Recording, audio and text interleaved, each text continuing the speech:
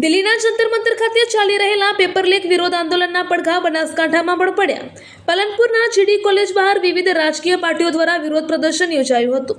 આ વિરોધ પ્રદર્શનમાં કાર્યકર્તાઓ જોડાયા હતા. પરિસ્થિતિને ધ્યાનમાં રાખીને પોલીસનો ચુસ્ત બંદોબસ્ત પણ ગોઠવાયો હતો. આ પ્રદર્શન દરમિયાન પોલીસે વિરોધ કરેલા કાર્યકર્તાઓની અટકાયતો કરી હતી. અટકાયત બાદ વિરોધીઓને પોલીસ વાહનમાં લઈ જવામાં આવ્યા હતા. સમગ્ર ઘટનાને લઈને વિસ્તારમાં થોડા સમય માટે તંગદિલીનો માહોલ જોવા મળ્યો હતો. દિલ્હીના જંતર મંતર ખાતે ચાલી રહેલા પેપર લીક વિરોધ આંદોલનના પડઘા બનાસકાંઠામાં પણ પડ્યા.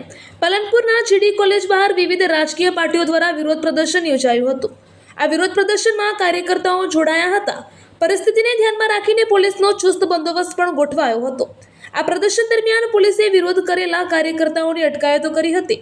અટકાયત બાદ વિરોધીઓને પોલીસ વાહનમાં લઈ જવામાં આવ્યા હતા. સમગ્ર ઘટનાને લઈને વિસ્તારમાં થોડા સમય માટે તંગદિલીનો માહોલ જોવા મળ્યો હતો. એમ કહેવાય કે ભારતની આવી મહત્ત્વની પરીક્ષાની અંદર જે ગેરરીતિઓ થઈ રહી છે, વિદ્યાર્થીઓનું ભવિષ્ય બગડી રહ્યું છે, જેના કારણે અત્યારે ભારતની અંદર ઘણા બધા ઘર પરિવાર એવા કુટુંબો છે કે જેમની દશા ખૂબ જ અત્યારે ખરાબ છે. હું કહું છું કે આપણા ભારત દેશની અંદર શિક્ષણની પ્રણાલીમાં સુધારા લાવવા જોઈએ અને કડકમાં કડક પગલાં લેવા જોઈએ.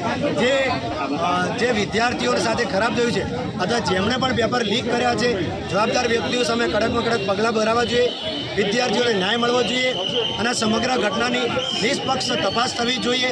અને સાથે વિદ્યાર્થીઓનું ભવિષ્યમાં આવો કોઈ પણ પ્રશ્ન ન બને તે માટે સરકારશ્રીએ કડકમાં કડક પગલાં લેવા જોઈએ.